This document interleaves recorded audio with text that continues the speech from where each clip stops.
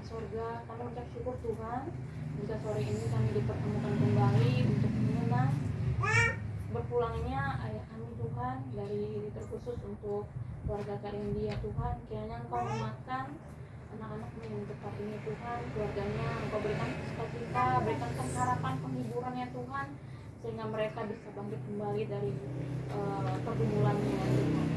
Terima kasih Yesus, kiranya firman-Mu hari ini memampukan menguatkan keluarga kami secara pribadi ya Tuhan, dan kiranya setiap kami mereka diberkati semua yang ada di tempat ini ya Tuhan.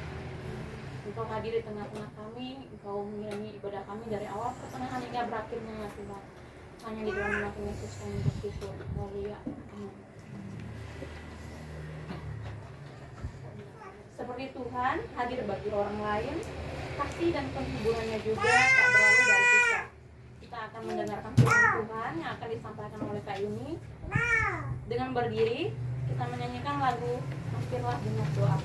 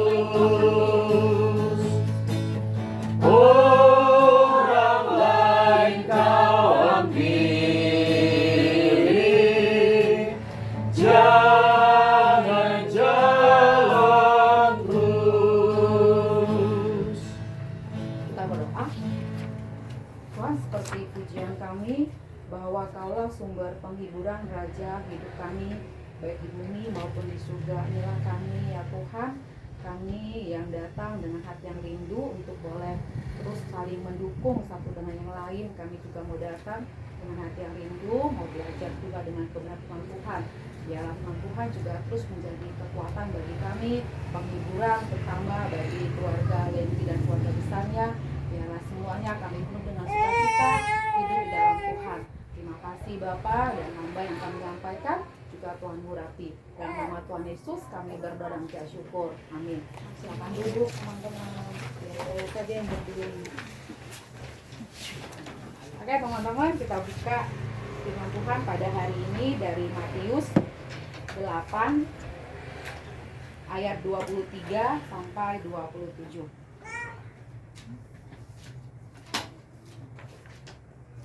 Matius 8 ayat 23 sampai 27 dengan perikop angin ribut diredakan. Lalu Yesus naik ke dalam perahu dan murid-muridnya pun mengikutinya. Sekonyong-konyong mengamuklah angin ribut di danau itu, sehingga perahu itu ditimbus gelombang, tetapi Yesus tidur. Maka datanglah murid-muridnya membangunkan dia, katanya, "Tuhan, tolonglah, kita binasa." Ia berkata kepada mereka, "Mengapa kamu takut? Kamu yang kurang percaya?" Lalu bangunlah Yesus menghardik angin dan danau itu. Maka danau itu menjadi teduh sekali. Dan heranlah orang-orang itu. Katanya, "Orang apakah dia ini? Sehingga angin dan danau pun taat kepadanya." Shalom untuk semuanya. Shalom. Ya Nike di sini agak-agak gimana gitu. Ya terakhir dari staf tahun 2005, berarti sudah 20 tahun belum pernah untuk menyampaikan ya paling nggak renungan. ya mungkin ini awalnya kali ya mungkin. Silakan masuk itu. Ya teman-teman, secara normal sesungguhnya tidak ada seorang pun yang menghendaki kehadiran penderitaan dalam hidupnya. Semua orang akan berusaha untuk tidak menderita, karena penderitaan itu menyakitkan. Mengapa dikatakan penderitaan itu menyakitkan? Karena penderitaan hadir biasanya secara tiba-tiba, lalu tidak mengenal waktu, tidak memandang tempat, tidak dipengaruhi oleh latar belakang. Dan penderitaan hadir bisa kapan dan di mana saja melalui berbagai peristiwa, termasuk peristiwa kematian. Ya, kehilangan orang yang kita kasihi melalui perkara kematian adalah sebuah peristiwa yang tentunya menyakitkan. Kita bersedih, menangis, berteriak. Mengapa semua ini terjadi? Bahkan saya teringat waktu Bapak meninggal, saya sempat pingsan gitu kan. Ya, karena mengalami duka cita yang sangat mendalam. Karena kita tahu bahwa duka cita itu merupakan respon emosional kita, atau sebagai tanda atas ketidakrelaan. Karena siapa sih yang rela orang yang kita kasihi dipanggil Tuhan? Siapa sih rela mungkin mengalami penderitaan? Gak ada yang rela gitu kan. Makanya dikatakan duka cita itu respon emosional sebagai tanda atas ketidakrelaan kita melepas kepergian orang yang sangat kita kasihi. Kita tak berdaya, kita gak punya kuasa untuk menahannya. Bagaikan tengah terseret dalam pusaran badai yang tiba-tiba datang menghempas kehidupan kita. Plok, gitu kan. Berhenti kehidupan orang yang kita cintai itu gitu. Lalu bagaimana dengan kita yang masih hidup ini yang ditinggalkan? Nah, dalam situasi seperti ini tentu kita sangat butuh dukungan pertolongan selaku orang percaya. Nah, marilah kita merenungkan sejenak dan belajar melalui kesaksian Alkitab yang kita baca tadi dari Matius 8 ayat 23 sampai 27 dengan perikop tadi, angin ribut diredakan. Nah, dikisahkan tentang pengalaman dan sikap murid-murid Yesus dalam menghadapi badai atau angin ribut di saat dalam perjalanan Tuhan Yesus bersama murid-muridnya, pelayanannya, saat mereka naik perahu, tiba-tiba ada angin badai. Saat itu dikatakan Yesus tidur. Nah, apa yang terjadi? Untung mungkin murid-muridnya ingat gitu kali ya, ada Tuhan, ada Tuhannya, ada Yesus yang mereka bisa panggil, tolong Tuhan, tolonglah, kita binasa. Tapi saat mungkin spontan mereka, respon mereka dibilang kalut gitu kan. Tapi mereka tahu itu Tuhan. Tapi kenapa mereka mau katakan kita binasa? Mungkin spontan, kalau begini bisa mati nih, bisa mati ya. Mungkin itu luapan emosional mereka mengatakan bahwa Tuhan tolong kita binasa. Tapi Yesus berkata, mengapa kamu takut? Kamu yang kurang percaya, katanya. Lalu Yesus menghardik angin dan semuanya tunduk. Bahkan orang-orang jadi lebih banyak yang percaya kepada Tuhan Yesus karena itu mungkin suatu hal yang luar biasa bagi mereka. Tuhan Yesus bisa meredakan angin dan bahkan dibilang teduh sekali. Nah, saudara-saudara yang sepengharapan dalam Kristus Yesus, peristiwa angin ribut diredakan merupakan sebuah pengalaman tentang seharusnya tiap orang menghadapi dan mengatasi badai kehidupan yang sering menghiasi perjalanan hidup. Karena kita tahu hidup ini nggak baik-baik saja. Hidup ini nggak hanya tentang yang manis-manis saja. Jadi hidup ini penuh dengan hiasan warna-warni, hitam, putih, merah, gelap, seperti itu. Nah, makanya dibilang yang badai kehidupan yang sering menghiasi perjalanan hidup. Nah, ketika badai hidup datang melanda, ketika duka cita datang menghadang, maka yang harus kita ingat, Yesuslah satu-satunya tempat untuk berseru, meminta pertolongan, dan menggantungkan segala harapan kita kepada Yesus. Dan saat kita percaya, maka Yesus pun pasti peduli dan melindungi kita. Nah, memang Allah mengizinkan cobaan datang dengan maksud untuk mengasah kepekaan rohani kita agar bisa merasakan dan menyadari kehadiran Tuhan dalam hidup kita. Jadi mungkin saat pencobaan datang atau penderitaan hadir, bukan menyalahkan mengapa ini terjadi. Baiklah kita melihat, merasakan bahwa mungkin ini adalah suatu perjalanan iman juga pada kita. Makanya saat percobaan datang, biarlah kita belajar untuk mengasah kepekaan rohani kita. Untuk bahkan saat penderitaan, biarlah kita juga boleh merasakan Tuhan hadir dalam hidup kita. Kemudian saat Tuhan mengizinkan cobaan datang, mungkin untuk membentuk iman dan mental kita menjadi pribadi yang tegar dan kuat, dan untuk selalu bergantung kepada Tuhan. Karena Tuhan tidak pernah lengah dalam menjaga kita. Di saat terberat sekalipun, Tuhan selalu merangkul kita. Dan pengalaman pahit akan berubah menjadi berharga, melahirkan sukacita dan pengharapan untuk dapat terus belajar melihat hal-hal positif di balik kejadian yang menyakitkan sekalipun. Karena tidak ada seorang pelaut yang tangguh yang lahir dari laut yang tenang. Kalau dia selalu berjalan dalam laut yang tenang, mungkin dia tidak merasakan bagaimana menghadapi pusaran badai. Mungkin dia belum dikatakan seorang pelaut yang tangguh. Yang pasti seorang pelaut yang tangguh, yang lahir dari badai dan pusaran ombak yang kuat, dan ia harus ditempa di medan yang penuh gelombang yang menantang. Itulah uji keimanan, uji kemampuan untuk seorang pelaut yang tangguh. Dan yang namanya hidup tidak lepas dari penderitaan, kesulitan, tantangan, dan persoalan.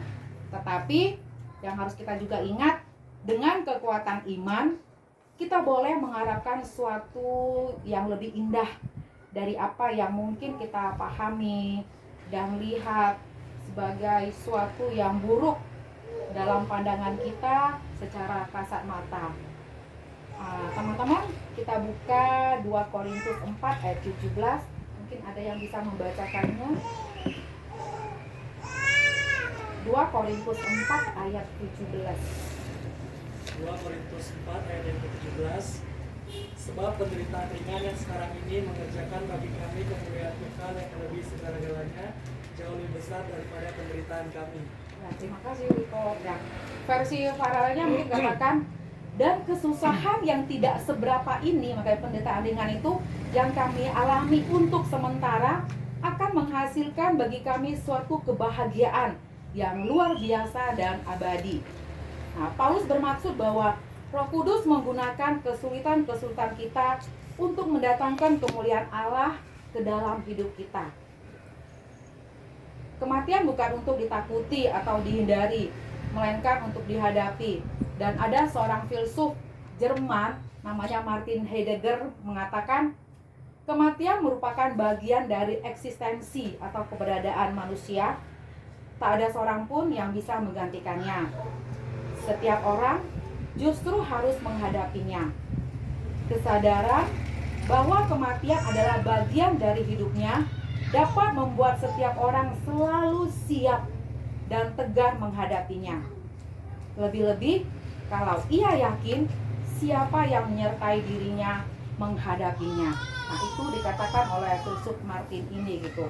Jadi ya kita pun yang saat ini mungkin ya harus siap dengan kematian, karena kematian itu nggak ada yang bisa digantikan. Kematian itu nggak bisa digantikan dengan uang, dengan harta dan apapun seperti itu. Ya saat kematian itu datang, ya memang itu bagian dari kehidupan. Dan justru melalui perkara kematian kita boleh belajar tentang makna kehidupan. Yakinlah bahwa untuk penyertaan Allah melalui kuasa dan kasih-Nya, badai ini pasti berlalu. Biarlah Roh-Nya yang kudus, segenap keluarga Lendi dan keluarga besar yang ditinggalkan oleh almarhum Papa, bahwa kita semua yang dilanda duka senantiasa dihiburkan dan dikuatkan oleh firman-Nya. Dan ada satu ilustrasi tentang kelelawar. Mungkin teman-teman tahu kelelawar kan? Tumbuhan. Ya, kelelawar itu kan hidup di malam hari. Kelelawar itu memiliki mata faset.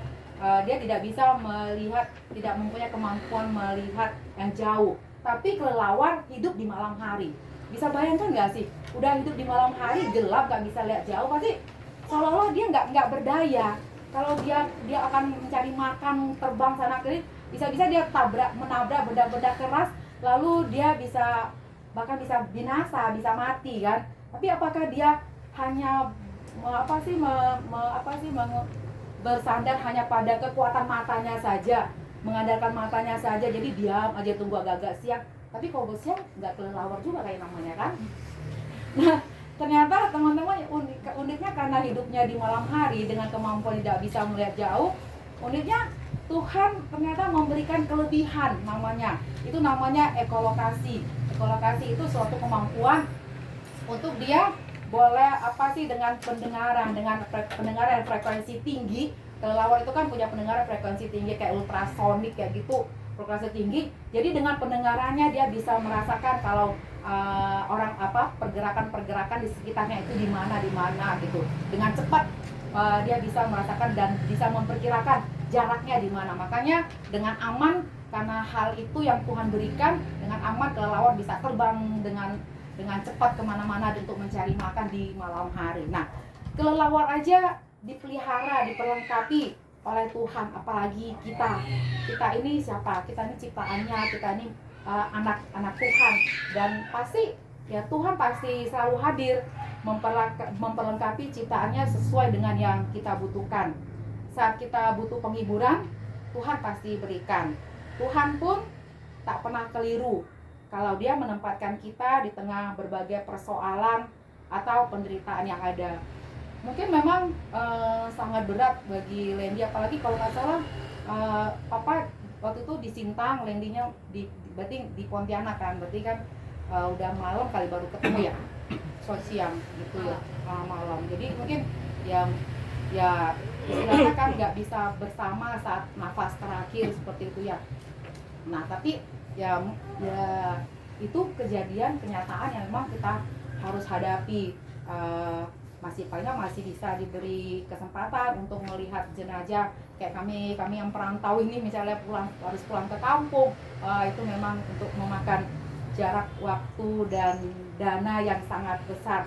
Nah, kita mungkin ya belajarlah saat dan kita yakini saat kita butuh penghiburan, Tuhan pasti berikan, dan Tuhan pun tak pernah keliru kalau Dia menempatkan kita di tengah berbagai persoalan atau penderitaan yang ada. Jangan merasa saat kita menderita, kok aku cuma sendiri gitu. Dan saat ini kami juga hadir di sini, teman-temannya Lendi, untuk kita boleh bersama-sama merasakan duka, tapi ya berharap duka itu juga tidak berlarut-larut semakin dalam, tapi biarlah kami juga di sini hadir bisa menambah penghiburan kepada Lendi dan keluarga, walaupun kita tahu penghiburan sejati itu datangnya daripada Tuhan, dan hanya imanlah yang memungkinkan kita untuk bisa melihat dan merasakan kehadirannya melalui Roh-Nya yang kudus, sehingga kita senantiasa terhibur.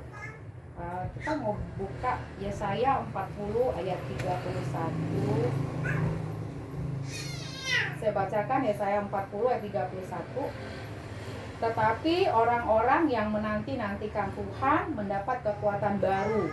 Mereka seumpama Raja Wali yang naik terbang dengan kekuatan sayapnya. Mereka berlari dan tidak menjadi lesu. Mereka berjalan dan tidak menjadi lelah. Kami berharap dengan firman Tuhan pada hari ini juga terus boleh memberi kekuatan, memberi penghiburan kepada Lendi dan keluarga. Amin. Kita berdoa. Terima kasih Tuhan Yesus untuk waktu yang Tuhan berikan untuk kami boleh bersama-sama belajar akan kebenaran Tuhan. Kami ucap syukur Tuhan memberi kami waktu, bagi kami dari alumni Perkanta juga boleh hadir di keluarga ini, untuk kami juga merasakan duka yang dialami oleh Lendi, dan kami juga bisa menghibur, dan semoga persekutuan ini juga terus boleh menjadi penghiburan bagi Lendi dan keluarga. Kami mau sungguh serahkan Lendi dan keluarga dalam tangan Tuhan. Biarlah Tuhan sebagai penghibur sejati yang boleh terus menghibur hari demi hari, sehingga terus boleh bertambah sukacita yang dialami oleh keluarga besar. Terima kasih Bapa, dalam nama Tuhan Yesus kami berdoa dan bersyukur. Amin. Terima kasih untuk firman Tuhan yang telah disampaikan oleh Kak Yesus adalah satu hati yang selalu siap mendengarkan dan menolong kita. Kiranya melalui firman yang sudah kita dengar dan lagu ini mengingatkan iman kita untuk lebih berserah pada Yesus dalam setiap musim hidup kita. Kita akan menyanyikan lagu Yesus kawan yang setia.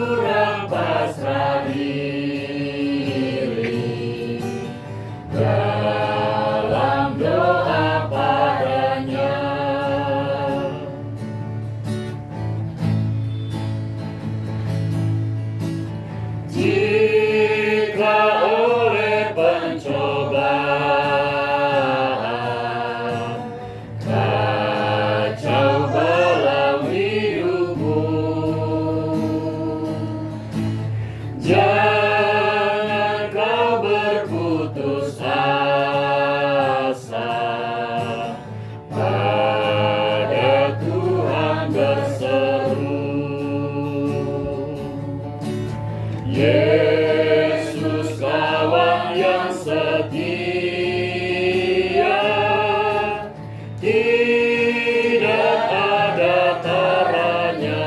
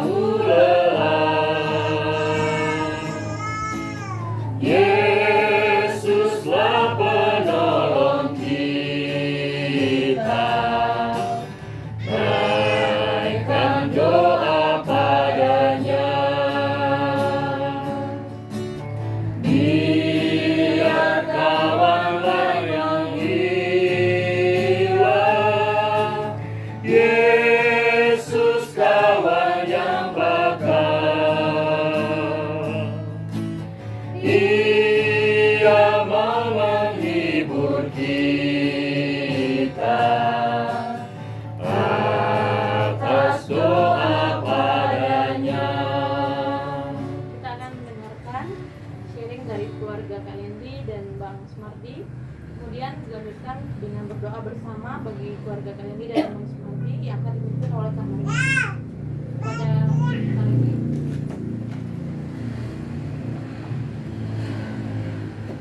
Shalom, selamat malam.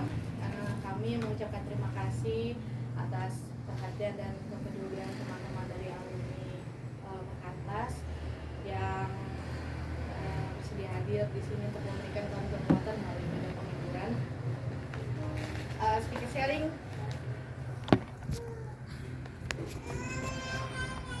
Kalau cerita tentang apa tuh masih butuh waktu ya.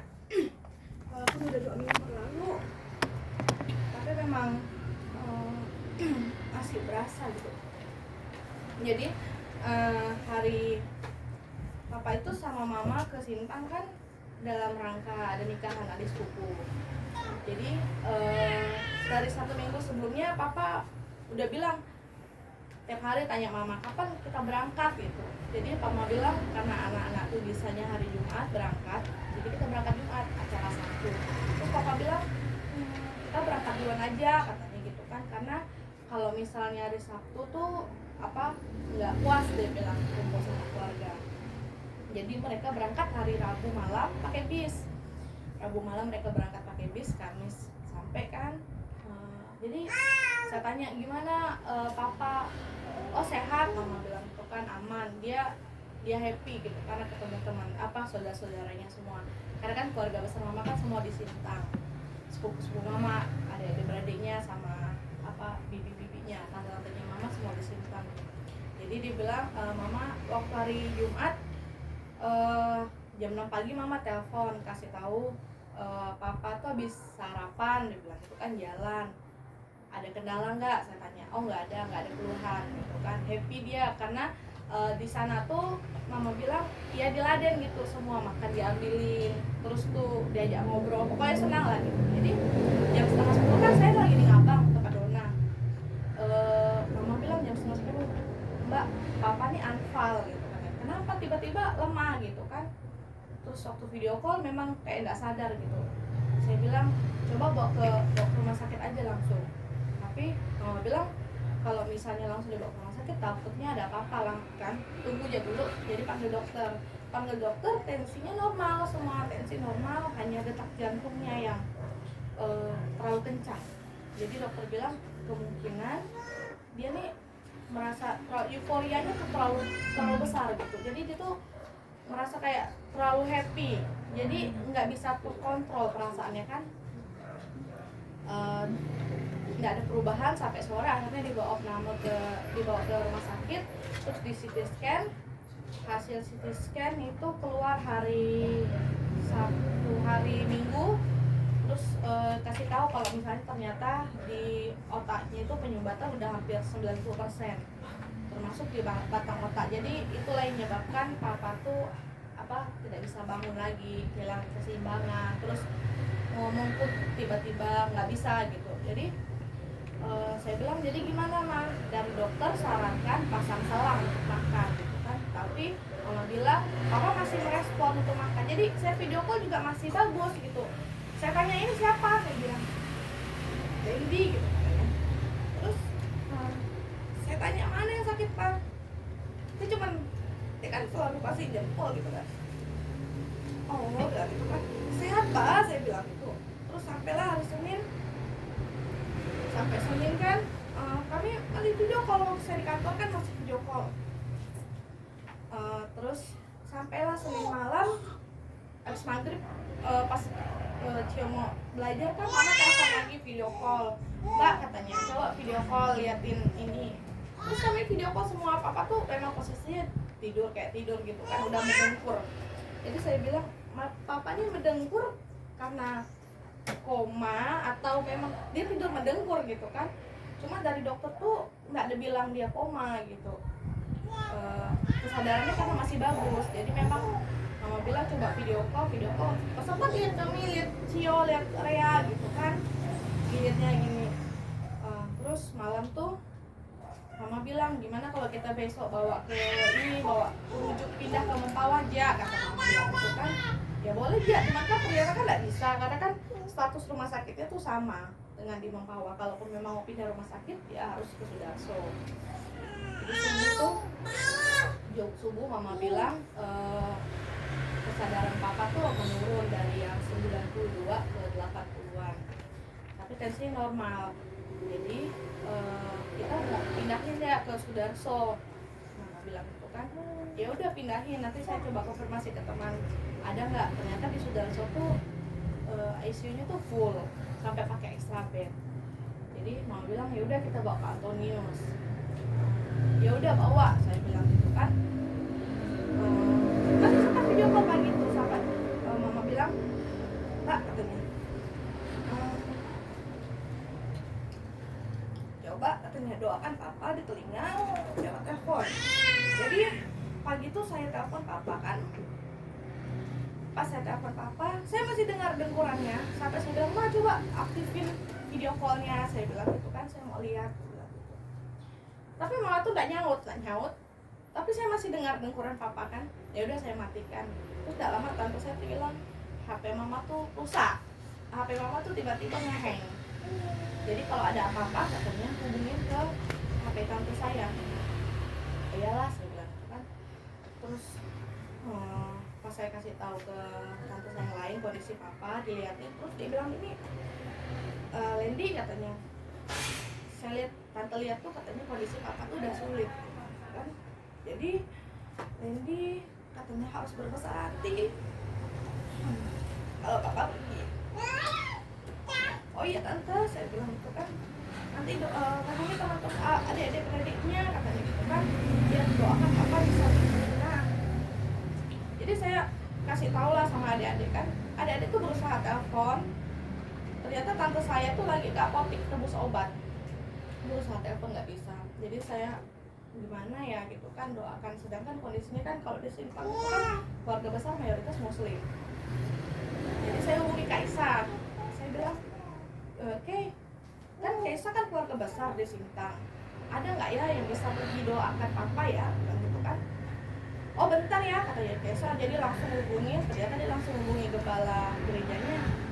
Saya hubungi terus, saya ingat kan nih di Sintang tuh ada Bajem GPIB kan. Jadi saya hubungi Bapak Cio bilang, coba minta tolong majelis di sana sama pendeta untuk kunjungi papa, doakan. Saya bilang gitu.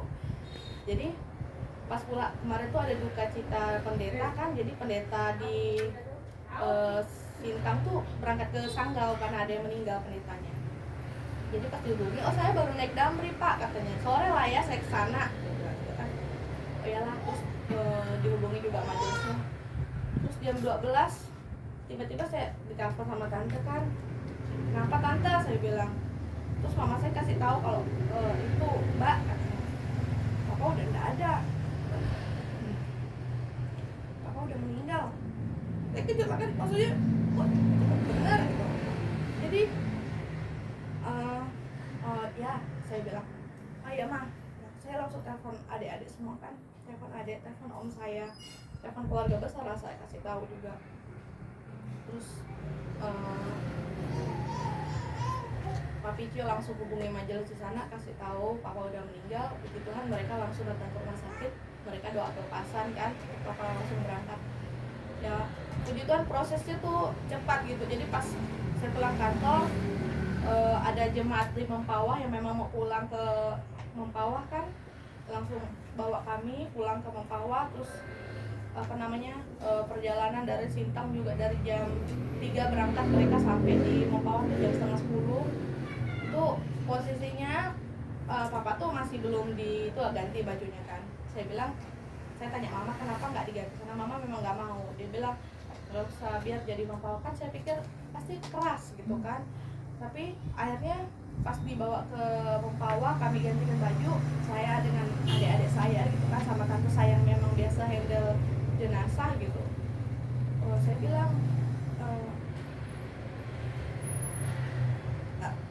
saya bilang, tak mau ganti baju apa ya? Saya bilang. Terus yang awalnya keras gitu kan, terus tuh papa lembutkan gitu, tapi apa bisa gitu loh masuk bajunya. Karena kan hitungannya udah lebih dari 6 jam kan, bisa gitu. sampai saya bilang, Tuhan tuh masih baik, dia bilang, masih bisa kasih kesempatan untuk saya sama adik-adik layani papa gitu, untuk gantikan bajunya. Terus ya puji Tuhan gitu, walaupun misalnya kami tuh di Mampa udah kurang, nggak ada keluarga lagi gitu kan, dan ya memang mayoritas muslim, jadi banyak dibantu sama orang gereja gitu, dari pesan peti sampai gali kubur apa kan kami sama sekali nggak tahu kan, jadi ada yang bantu gitu, bantu yang puji Tuhan gitu. Keluarga-keluarga juga rame, jadi sempat mama tuh sempat kayak apa ya, takut gitu, takut kalau mama tuh akan disalahkan, kenapa sampai ke Sintang kalau kondisi papa lagi sakit gitu kan. Saya bilang nggak ada sih mau nyalahin, saya bilang gitu kan, itu memang udah jalannya Tuhan. Terus tuh saya bilang kalau misalnya papa dipanggil pas di Mempawah, keluarga Sintang tuh nggak akan ketemu, saya bilang nggak akan ketemu sama papa. Nah emang itulah caranya, saya bilang caranya Tuhan tuh, jadi papa tuh pergi ke Sintang dalam kondisi sehat, masih bisa, maksudnya masih bisa ketemu sama saudara-saudara, masih bisa ngobrol, masih bisa komunikasi, sampailah akhirnya papa pergi selamanya. Ya saudara-saudara di Sintang juga yang ngantarkan kembali ke Mempawah. Ya itu satu hal yang kami syukuri gitu. Jadi mama bilang ya sekarang tuh memang kami tuh lagi memang fase kami terima, tapi memang perlu waktu ya, perlu waktu gitu. Jadi tolong doakan untuk kami, terkhususnya mama, karena kalau mama bukan, dia bilang ini, setiap mama mau bangun subuh tuh kan sholat kan, papa tuh masih bangun juga. Jadi sampai biasa mau mandi, wah masih subuh loh ini, dingin gitu, nggak apa-apa mau mandi juga katanya. Jadi biasa mama udah mandiin apa kan, jadi mama sholat tuh papa tuh nunggu duduk diri tuh, memang ya terasa sekali gitu kan, apalagi biasa mereka memang hari-hari di rumah berdua gitu kan, karena kan adik-adik kan kerja, ada yang udah rumah sendiri. Jadi tolong doakan supaya ya mama bisa kuat gitu kan, karena kalau kepikiran tuh memang kan kesehatan akhirnya jadi menurun gitu. Kemarin periksa gula darahnya tinggi, kolesterolnya agak rawan, sama asam uratnya juga. Kalau selama ini nggak ada gejala, cuman ya saya pikir mungkin memang karena masih pikiran kan. Jadi tolong doakan untuk mama, untuk kami, anak-anak papa, supaya bisa kuat lah gitu, kuat melewati hari-hari yang akan datang. Itu aja sih. Terima kasih. Shalom, selamat malam.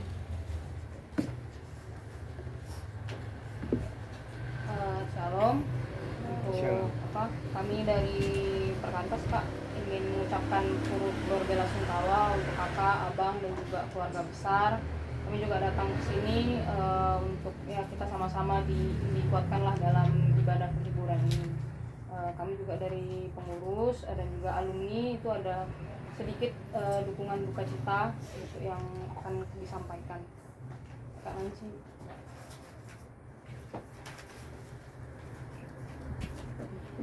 Terima kasih ya untuk semua rekan-rekan alumni yang sudah memberikan dukungan, doa maupun dana untuk kami. Terima kasih banyak atas semua kepeduliannya. Kiranya Tuhan yang baik yang membalas semua kebaikan yang diberikan. Kita sama-sama mendoakan Kak Lindi dan sekeluarga. Mari kita bersatu dalam doa. Bapa ya Allah kami, gunung batu kami, tempat penghiburan di mana tempat juga kami boleh bertumbuh bersandar ya Bapa. Tuhan, saat ini kami datang ya Tuhan dalam keadaan duka cita di mana kami kehilangan seorang ayah. Kami sungguh sangat bersedih ya Tuhan, di mana hal ini tentu saja tidak siap untuk kami lalui. Tapi ya Bapak, kami yakin dan percaya bahwa di balik duka ini pasti ada kekuatan daripadamu yang dapat menghiburkan kami, kekuatan daripadamu yang boleh terus mengiring kehidupan kami ya Tuhan. Tuhan, secara khusus juga kami mau berdoa untuk Kak Lendi dan sekeluarga. Kiranya di dalam masa-masa duka ini ya Bapak, keluarga boleh dikuatkan, terkhusus juga untuk Mama Kak Lendi yang setiap hari selalu bersama-sama dengan ayah tercinta, di mana di rumah selalu berdua menghadapi berbicara berdua. Saat ini juga mengalami masa-masa yang sulit di mana harus beradaptasi, yang biasanya kehadiran seorang suami tetapi kali ini harus menghadapi sendirian. Tuhan, kiranya Engkau berkati setiap kesehatan untuk kami tahu Tuhan bahwa duka ini tidak mudah untuk dilalui, tetapi kami percaya bahwa hanya kekuatan daripada-Mu sajalah yang boleh menyertai kami sehingga kami boleh melalui ini. Tuhan, kami mau serahkan keluarga Kak Lendi dimanapun berada, untuk Mama, untuk Kak Lendi sekeluarga di Pontianak, untuk adik-adiknya yang berada di luar kota. Kiranya Engkau mampukan dan kuatkan Tuhan. Inilah sebenarnya ucapan syukur kami Tuhan dan doa kami. Amin.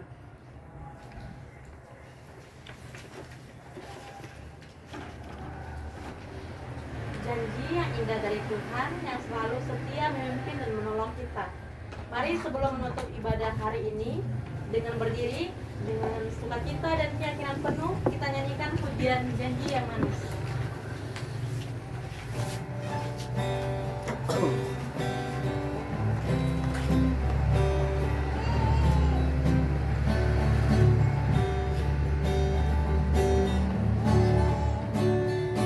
Janji yang manis kataku lupakan, tak terombang-ambing lagi jiwaku.